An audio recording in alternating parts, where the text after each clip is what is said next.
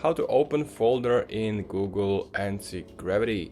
So all you're gonna have to do is to open your Google Antigravity, and now simply click on new conversation.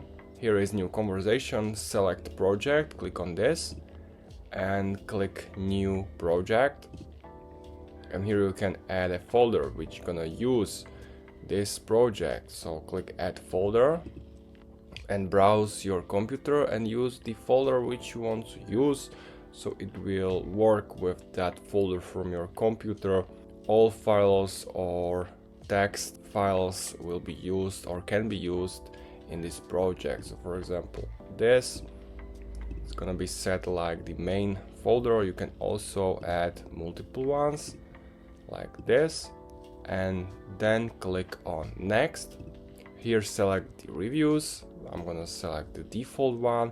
You can also set full machine and turbo mode. Turbo mode disables all safety barriers for maximum velocity. Click on next. Select here project name. And now you can start your first conversation. And here's the name of the project. And here you can see it's working locally. If you click that, work locally on MCP and then which are my files, this one and this one. So that's basically it. If you have any questions, make sure to comment, also make sure to subscribe, and see you next time.